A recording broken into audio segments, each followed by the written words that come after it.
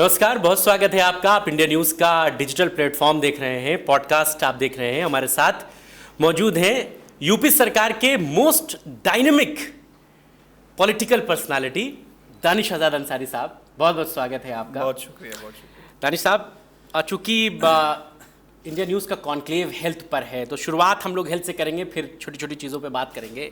सबसे पहले दानिश आज़ाद अंसारी खुद को कैसे फिट रखते हैं, क्योंकि आपकी एनर्जी, आपका काम करने का तौर तरीका वो बड़े तोंद वाले नेताओं से बिल्कुल डिफर है।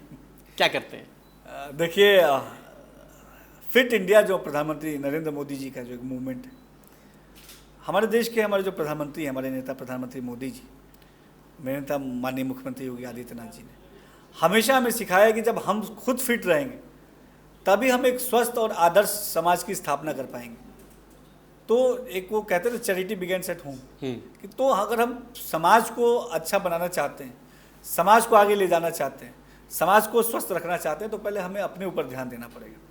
और यकीनन हम लोग स्पोर्ट्स से जुड़े व्यक्ति हैं। ये इस चीज़ के लिए कॉन्शियस आप नेता बनने के बाद हुए, मंत्री बनने के बाद हुए, या पहले से भी थे? नहीं, इसमें कोई कॉन्शियस होने वाली बात नहीं है, ये एक हैबिट वाली बात है। हाँ। देखिए, किसी चीज़ के लिए आप जब कॉन्शियस होंगे तो कुछ दिनों तक जब आपका जो इंस्टिंक्ट रहेगा, जब वो मजबूत रहता है, तब तक आप वो काम करते हो। हाँ। फिर उससे मन हट जाता है। हाँ। लेकिन वो जब आपकी हैबिट होगी, हाँ, तब वो आप काम रेगुलर कर पाओगे।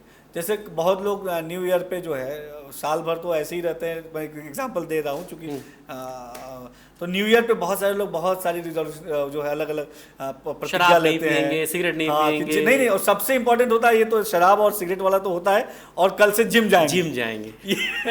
ये आप देखिए कि मोस्ट ऑफ द घरों में मोस्ट ऑफ द लोग, खासकर जो यूथ है, वो ये कहता है कि अब 1 जनवरी से हम जिम ज्वाइन करेंगे। और आप अगर एक आंकड़ा निकालेंगे, मुझे लगता है नहीं, वो 1 तारीख को भरा दिखता भी है। नहीं, और सुनिए, मैं एक और आंकड़ा बताऊं। अगर आप आंकड़ा देखेंगे तो जनवरी के महीने में जिमों की मेंबरशिप बढ़ी मिलेगी आपको। जो एक महीने की मेंबरशिप लेके लोग 1-2 दिन जाते हैं, और आप देखोगे कि 1-2 दिन बहुत एनर्जी रहती है, और उसके बाद फिर जैसे ही वो चीज़ें फिर वापस अपने ट्रैक पे आ जाती है। तो आप किसी चीज़ को जब आप अपना हैबिट बनाओगे, तब वो चीज़ें आप अडॉप्ट कर पाओगे, और तब वो चीज़ें नेचुरली कर पाओगे। क्या करते हैं आप?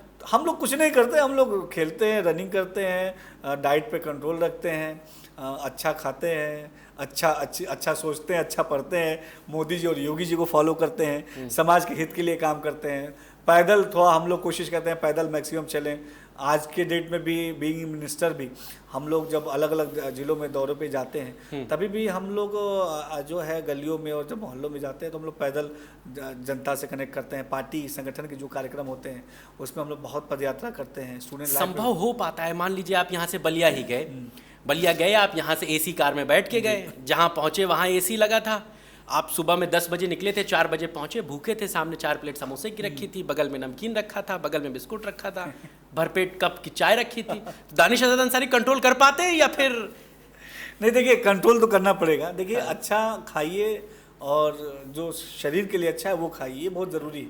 और छोटी छोटी हैबिट्स अगर कोई भी अपने अंदर डेवलप करेगा तो निश्चित तौर पे वो चीज़ें सकारात्मक होंगी। जैसे मैं छोटी हैबिट्स बता रहा हूँ कि छोटी हैबिट्स क्या हो सकती हैं। आप सब आज सभी लोग बिजी हैं, सबकी अपनी व्यस्तताएं हैं। छोटी हैबिट्स ये हो सकती है कि हम जब घर से ऑफिस जाते हैं तो लिफ्ट सारे ऑफिस में, हमारे भी जो सरकारी ऑफिस हमारे लिफ्ट है, आप लिफ्ट का प्रयोग ना करके सीढ़ियों का प्रयोग कीजिए। ये एक आपकी छोटी हैबिट है जो आपके शरीर को थोड़ा सा फर्क देगी। फिर आप जो है सुबह जो है घर के आसपास या घर में गार्डन है या घर के पास सामने जो रोड है, खाने के बाद थोड़ा 20 मिनट टहलिए।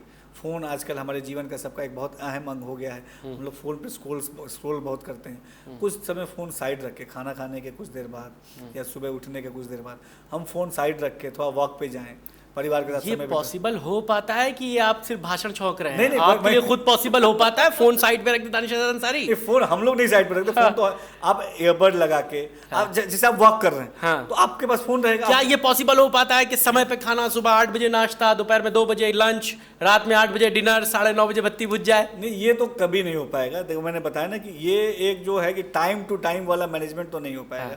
7 बजे अगर आप कहेंगे लंच का टाइम, 7 बजे ब्रेकफास्ट का टाइम है, 6 बजे हम लोग सुबह 7 बजे हमारे साथ हम लोग जनता दर्शन में बैठ जाते हैं। जो हम लोग का शेड्यूल होता है मैं आपको बताऊं, 6 बजे 7 बजे हम लोग जनता दर्शन में क्षेत्र में रहते हैं तो बैठ जाते हैं। तो अब जनता दर्शन में अब सैकड़ों लोग आपको घेरे हुए हैं, ये पॉसिबल नहीं है कि आप जनता के बीच में बैठ के नाश्ता भी कर रहे हैं, उनकी बात सुन रहे हैं, वो अच्छा भी नहीं लगेगा। तो कभी 8 बजे, कभी 9 बजे, कभी 10 बजे, कभी तो नहीं भी खा पाता आदमी, ये बात सही है।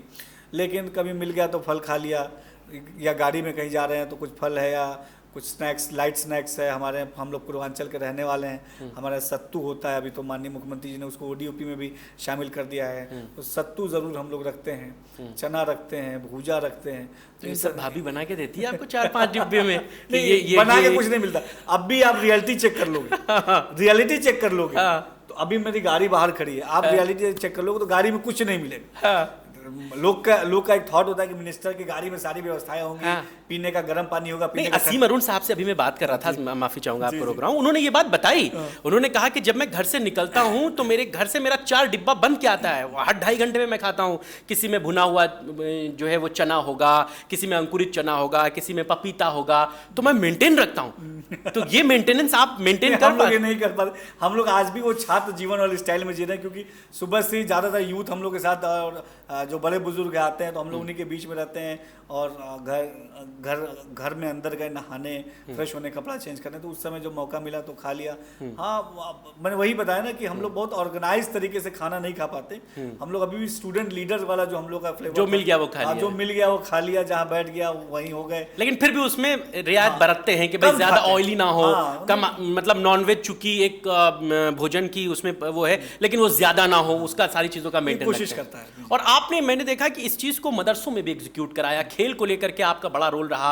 मदरसों में फुटबॉल हो रहे हैं, बच्चे क्रिकेट खेल रहे हैं, दाढ़ी टोपी वाले बच्चे, अच्छा लगता है जब वो मैदान पे चौके छक्के मारते हैं। और देखिए मैं भी एक बहुत नॉर्मल परिवार से आया हूँ जी, और मैंने बहुत नीचे से जब मैं यहाँ तक पहुँचा हूँ तो हम लोगों ने हर सीढ़ी पे बहुत अपने समाज में और अपने खास तौर पर नौजवान हैं मुसलमान, उनकी जो आंखों में जो सपने हैं, उनके जो अरमान हैं, उन अरमानों को महसूस किया है। और हमको यहाँ अगर ऊपर वाले ने बैठाया है, मैं बार बार कहता हूँ कि इतने यंग एज में अगर हम लोग बने, बिना किसी फैमिली बैकग्राउंड के, बिना हम लोग के पास ना पैसा था ना कोई ऐसा, हमारे पिताजी बहुत बड़े राजनेता थे, हम लोग आम परिवार के थे। लेकिन मैं बहुत शुक्रिया अदा करूँगा हमारे नेता प्रधानमंत्री मोदी जी का, हमारे नेता मुख्यमंत्री योगी आदित्यनाथ जी का, जिन्होंने इन नौजवान कंधों पे भरोसा जताया। तो ये भरोसा समाज को भी है कि दानिश आज़ाद अंसारी अगर वहाँ पहुँचा है और इसी समाज से उठ के पहुँचा है, तो इस समाज की जो तकलीफ़ें हैं, इस समाज के जो अरमान हैं, उस अरमान और तकलीफ़ को पूरा करना की जिम्मेदारी इसकी है। तो मैं जब मुस्लिम यूथ से मिलता था, खासतौर जब मैं मदरसों में पहले जाता था, तो मैं देखता था कि मदरसों का जो एक सेट पैटर्न था कि आए, पढ़े और चले गए, उसके अलावा कुछ नहीं हो रहा था। तब की सरकारों ने बहुत ध्यान नहीं दिया। मदरसों में लाखों मुसलमान बच्चे पढ़ने जाते हैं। आज अगर मदरसा बोर्ड की बात की जाए तो 12-14 लाख बच्चे मदरसे बोर्ड में पढ़ रहे हैं। ये 12-14 लाख ये हमारे मुसलमानों की एसेट नहीं है, ये समाज का एसेट है, ये देश का एसेट है। इस एसेट को अगर सही तरीके से हैंडल नहीं किया गया तो विकसित भारत 2047 का संकल्प जो है पूरा नहीं हो पाएगा। तो वो बच्चे जो मदरसों में पढ़ने जाते हैं वो गरीब मुसलमान के बच्चे, पिछड़े पासमानदा मुसलमान के बच्चे, उनको अच्छी शिक्षा मुहैया हुई, हमारी सरकार की जिम्मेदारी है। उनको शिक्षा के साथ साथ जो उनके और अरमान है, बच्चे अच्छे मदरसे के बच्चे आप देखिए क्रिकेट खूब खेलते हैं, फुटबॉल खूब खेलते हैं, वॉलीबॉल खूब खेलते हैं, तो उनके अंदर एक इंटरेस्ट है। तो उसके अगर इंटरेस्ट को हम जागृत करेंगे, अगर स्पोर्ट्स की तरफ उनको आगे बढ़ाएंगे, तो वो फिजिकली भी फिट होंगे और जब फिजिकली फिट होंगे, मेंटली फिट होंगे, तभी वो जीवन में, करियर में अपने आगे बढ़ेंगे।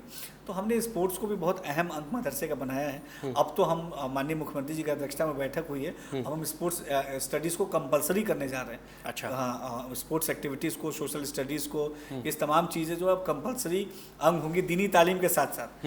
दीनी तालीम में कहीं कोई छेड़छाड़ नहीं होगी, लेकिन दीनी तालीम के साथ साथ आधुनिक शिक्षा जो अभी ऑप्शनल थी, पहले आधुनिक शिक्षा आ चुकी थी, लेकिन अब हम ऑप्शनल को कंपलसरी करने जा रहे हैं। हिंदी इंग्लिश कंपलसरी रहेगा। अच्छा, मैं यहाँ पे रोक रहा हूँ आपको।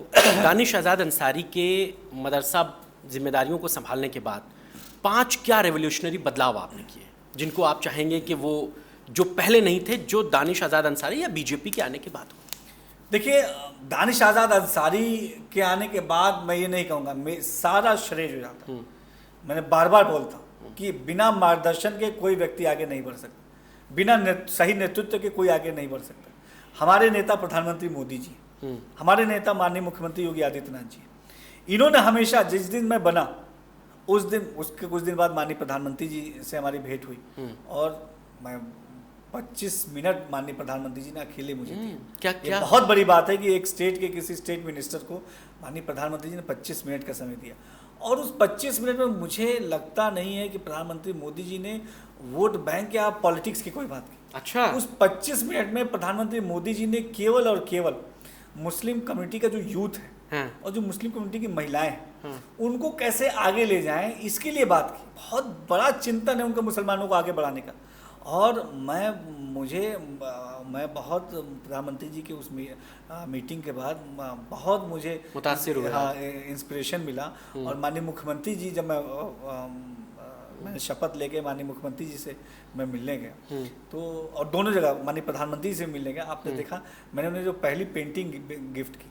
अमूमन लोग बुके लेके जाते हैं, किताब लेके जाते हैं या कुछ और लेके जाते हैं, मैंने उनको कलाम साहब की पेंटिंग गिफ्ट की। और वो पेंटिंग के बाद जब प्रधानमंत्री जी ने वो पेंटिंग देखी तो कलाम साहब के बारे में बहुत सारी बातें बताई। कलाम साहब के जीवन की बहुत अच्छी स्टडी प्रधानमंत्री जी के पास भी है और मुख्यमंत्री जी के पास भी है। तो 5 जो बड़े बदलाव मदरसों में मोदी और योगी सरकार के आने के बाद हुए, 5 नहीं वो बहुत हुए, लेकिन आपने 5 पूछे, मैं 5 बता रहा हूँ। सबसे पहले ये हुआ कि हमने आधुनिक शिक्षा को भी मदरसे का एक अहम अंग बनाया, ये सबसे ज़रूरी था। सेकंड ये हुआ कि हम स्किल डेवलपमेंट को मदरसे से जोड़ने का काम कर रहे हैं, क्योंकि मुसलमानों के हाथ में हुनर होता है, मुस्लिम बच्चों के हाथ में हुनर होता है, उसके हुनर को अगर तराशेंगे तो वो आगे बढ़ेगा। कैसे स्किल डेवलपमेंट का काम, मतलब क्या इसके लिए कोई प्रोजेक्ट है? पहले आप 5 बातें गिना दीजिएगा, फिर इसके बाद मुझे बताइए। तो हमने स्किल डेवलपमेंट से उसको जोड़ने का काम किया। तीसरा, हमने मदरसों में स्पोर्ट्स एक्टिविटीज़ को इंट्रोड्यूस किया। चौथा, हमने मदरसों में कलाम साहब की जयंती के अवसर पर साइंस एग्जीबिशन को लगाने की शुरुआत की। ठीक है। 5वां, हमने जो 18 दिसंबर को अल्पसंख्यक अधिकार दिवस बनता है, उस 18 दिसंबर को हमारी जो मुस्लिम महिलाएं हैं उनको सशक्त करने की दिशा में हमने कई सारी नीतियां अपनाई। तो ये जो तमाम 5 काम हैं जो आपने 5 पूछे, इसके अलावा मैं और भी मैं आगे नहीं, ये 5 आपकी टॉप प्रायोरिटी के हैं। जी, ये हमारी टॉप प्रायोरिटी के। अच्छा एजुकेशन, अच्छा स्किल डेवलपमेंट, रोजगार परक शिक्षा, रोजगार मेले हमने मदरसों में लगाने शुरू किए। पहली बार ऐसा हुआ कि मदरसों में रोजगार मेले लगे। उससे कोई सेलेक्ट भी हो रहा है या सिर्फ मेले लग रहे हैं? सेलेक्ट हो रहा है।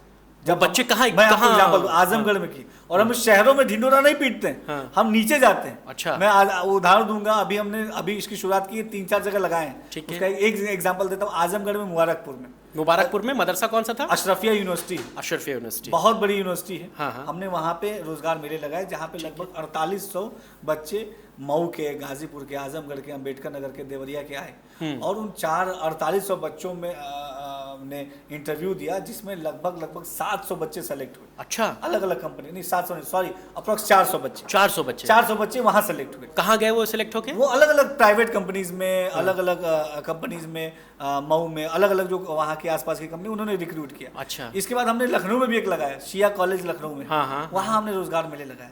वहाँ हमको लगता है 6000 से ज्यादा बच्चा है उसमें। ये तो यूनिवर्सिटी, ये तो कॉलेजेस हैं भाई। शिया कॉलेज यूपी बोर्ड के पैटर्न पर पढ़ाई कराता है, वहाँ पर यूजी पीजी चलता है। यहाँ की पढ़ाई की बात मैं नहीं कर रहा हूँ, मैं मदरसों के वही आपको क्लियर कर रहा हूँ। शिया कॉलेज का कैंपस हमने इस्तेमाल किया। अच्छा, कैंपस आपने 6000 बच्चे एक जगह इकट्ठा करने के लिए हमको हमारे पास स्ट्रक्चर होना चाहिए। ओके, आपने बाकी जो एफिलेटेड और नॉन एफिलेटेड मदरसे हैं वहां से बच्चों को बुलाया वहां पर? बच्चे मदरसे क्या है, हाँ। कैंप में जगह के स्थान। अच्छा, जगह शिया कॉलेज। 6000 बच्चे अगर एक जगह आते हैं तो वहाँ कंपनी स्टॉल भी लगाती हैं। तो ये बच्चे कहाँ रिक्रूट होके जा रहे हैं? कॉल सेंटर्स वगैरह में या कहाँ? केवल कॉल सेंटर्स नहीं। हाँ। आज हिंदुस्तान इतने आगे बढ़ गया है कि उसके पास जॉब की, प्राइवेट जॉब्स की, एडेड जॉब्स की, संविदा की जॉब की, आउटसोर्स की जॉब की, सरकारी जॉब की, मल्टीनेशनल जॉब्स की एक बहुत बड़ी अपॉर्चुनिटीज है। तो इन तमाम अपॉर्चुनिटीज को हमने कैच किया। वहाँ पे बड़ी बड़ी कंपनियां भी आई, वहाँ पे LG भी आया। अच्छा। वहाँ पे सैमसंग भी आया।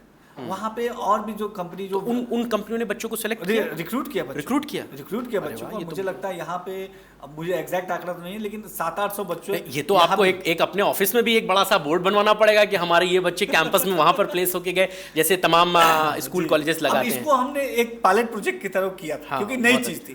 तो पहले पायलट प्रोजेक्ट आदमी करता है ताकि ये देखे कि ये चीजें कहाँ तक सफल हो रही है, क्या कमी है। अब हमें एक आइडिया आ गया है, अब हम इसको जिले स्तर पे उतारेंगे। अच्छा। अब हम हर जनपद में रोजगार मेले को कंपलसरी करते हुए जो बच्चे, देखिए डेटा बच्चों का हम इकट्ठा करें, मदरसे के जो बच्चे उनका डेटा उनके इंटरेस्ट के हिसाब से, उनके क्वालिफिकेशन के हिसाब से, उनके फील्ड ऑफ उनका जो स्किल है उसके हिसाब से एक डेटा हम तैयार करेंगे और उस डेटा को हम कनेक्ट करेंगे। उस डेटा के अनुसार हम कंपनीज को बुलाएंगे और हर जनपद में एक हम रोजगार मेले लगाएंगे और बच्चों को डायरेक्ट, ये एक तरीका, एक टूल है कि कुछ बच्चे वहां से रिक्रूट हो जाएंगे। फिर हम स्किल्स डेवलपमेंट सेंटर्स को भी, जो हमारे केंद्र सरकार के, प्रदेश सरकार की योजनाएं चलती है स्किल डेवलपमेंट की, उससे हम कनेक्ट करेंगे अपने मदरसे के बच्चों को। तो जो बच्चा, इसमें निःशुल्क शिक्षा दी जाती है, स्किल डेवलपमेंट का जो पूरा कोर्स होता है वो फ्री ऑफ कॉस्ट होता है और स्किल डेवलपमेंट के इस तमाम कोर्सेज में बच्चों को रिक्रूट कराएंगे। 1100-1200 कोर्सेज हैं स्किल डेवलपमेंट के, उसमें जो फील्ड ऑफ इंटरेस्ट बच्चों का होगा। बच्चे दिलचस्पी दिखाते हैं मदरसे के, ये भी एक बड़ा सवाल है, क्योंकि अमूमन ये लोग मुख्य धारा से कटे हुए होते हैं। अगर अब्दुल किसी मदरसे में पढ़ रहा है तो उसको लगता है कि मदरसे की पढ़ाई करें और उसके बाद अपना काम धंधा देखें। अम्मा अब्बा भी यही चाहते हैं, तो बच्चा भी उतनी दिलचस्पी दिखाता है जितना आप या आपकी सरकार उन तमाम प्रोजेक्ट्स को लेकर आती है। बच्चे उसमें, इसके पीछे बहुत अच्छा, इसको मैं बहुत अच्छा आपने सवाल पूछा। इसके पीछे एक साइकोलॉजिकल थ्योरी भी है। हर आदमी जो उसका मेंटर होता है या उसका गार्जियन होता है या जिसको मानता है, वो जो सपने दिखाता है वही सपने को वो लोग फॉलो करते हैं। अभी तक आपने बहुत अच्छी बात की कि मदरसे में पढ़ने वाले बच्चों के बच्चे भी और गार्जियन भी के लिए सोचते थे कैसे पढ़ के निकल ले, छोटी मोटी नौकरी कर ले, क्योंकि उनको वही तक का सपना तब की सरकारों ने दिखाया था। मैं बताऊंगा, कांग्रेस और सपा ने केवल इतना दिखाया कि तुम्हारी उड़ान यहाँ तक है, तुम्हें केवल यहीं तक सोचना है। लेकिन ये सोच मोदी और योगी सरकार के आने के बाद बदली और मोदी और योगी सरकार ने इस हाथ को हटाया और कहा ये पूरा आकाश तुम्हारा है, इस आकाश में तुम्हें उड़ना है, अपनी क्षमताओं को पहचानो और जितनी तुम्हारी हौसला है उस हौसले की जितनी उड़ान हो सकती है उस उड़ान को पहचानो, वहां उड़ो।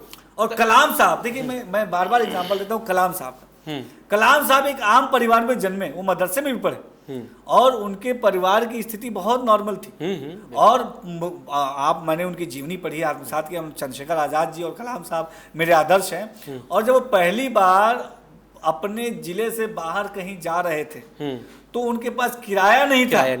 उनकी बहन ने जेवर गिरवी रख के उनको पैसे दिए।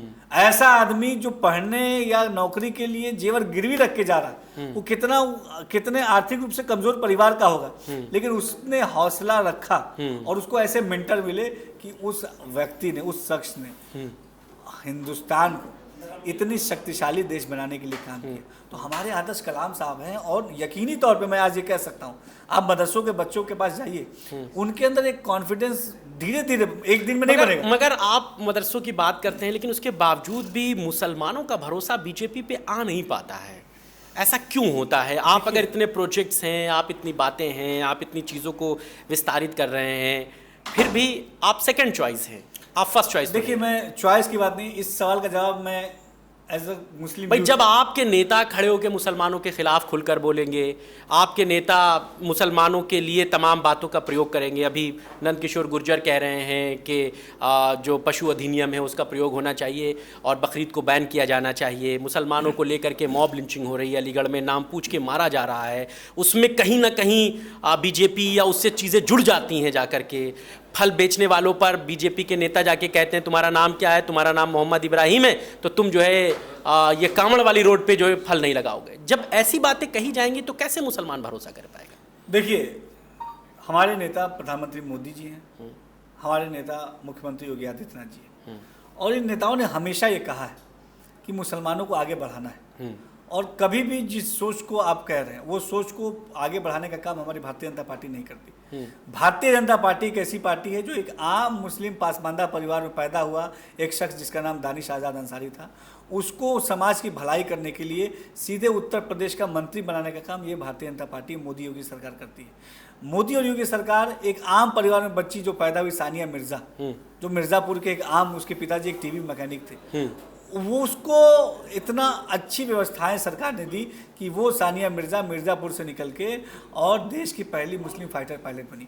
तो देखिए, बात ये है कि हमारी सरकार बहुत ईमानदारी से योजनाओं को धरातल पर लागू कर रही है। मगर आपको लगता है ये सारी चीजें डेंट लगाती हैं? नहीं, देखिए मैं आपको बता रहा हूँ, आज़ाद हुए हमें 75 साल से ऊपर हो गए, और तमाम वो दल जिस पे मुसलमानों ने भरोसा किया, मैं बहुत खुल के बोल रहा हूँ, मुसलमानों ने सपा कांग्रेस पे बार बार भरोसा किया, लेकिन क्या उन दलों ने मुसलमानों को वहां तक पहुंचाने का काम किया जहां तक मुसलमान पहुंच सकते थे? मगर उन्होंने मुसलमानों के खिलाफ भी तो नहीं बोला। देखिए बात यहाँ पे यही हो रही है भाई, अगर हम मुसलमानों के तुष्टीकरण को नहीं करेंगे, मुसलमान भाई, मैं इंडिविजुअल आपको एग्जांपल देता हूँ, आपने इतने एग्जाम्पल, राजनाथ सिंह आपके सबसे बड़े नेता हैं उत्तर प्रदेश के, लखनऊ से वो चुनाव लड़ते हैं, उनसे पहले अटल बिहारी वाजपेयी चुनाव लड़ते थे, मुसलमानों का भरपूर वोट उन्हें मिलता है, लोकसभा में आज तक कोई जीत नहीं पाया उनके अलावा लखनऊ से। तो ये पर्सन टू पर्सन भी वैरी करता है, ये तो इंडिविजुअल लोगों की चॉइस होती है भाई। राजनाथ सिंह का अटल बिहारी वाजपेयी का कभी विरोध नहीं हुआ, लेकिन अभी मुस्लिम बहुल इलाके में कोई गैर मुसलमान बीजेपी का कैंडिडेट हो, उसको वोट नहीं दीजिए। इसका मैं आपको एग्जांपल दूंगा, इसका बहुत स्पष्ट उदाहरण भी है कि 2023 में निकाय चुनाव होते हैं उत्तर प्रदेश में, और उत्तर प्रदेश में भारतीय जनता पार्टी बड़ी संख्या में, भारतीय जनता पार्टी अपने सिंबल पे मुस्लिम कम्युनिटी के कैंडिडेट्स को लड़ाने का काम करती है, और बड़ी संख्या में मुसलमान कैंडिडेट भारतीय जनता पार्टी के सिंबल से जीत के आते हैं ऐसी ऐसी जगहों से जहां पर 80% 90% मुसलमानों की आबादी है। हमने 12 चेयरमैन जीते नगर पालिका 2023 के, और वो 12 नगर पालिकाओं का अगर आप डेटा निकालेंगे तो वहां पे 60% से ज्यादा मुसलमानों की आबादी है। बिना मुसलमानों के वोट के वहां पे चेयरमैन नहीं जीत सकता था। इसी तरीके से हम 80 सभासद और पार्षद जीते पूरे उत्तर प्रदेश में, जहां जो पार्षद जो एरिया पूरे मुस्लिम बाहुल्य क्षेत्र है। तो ये जो वोट के एंगल से अगर आप बात करें तो मुसलमानों के अंदर एक सकारात्मक बदलाव आ रहा है।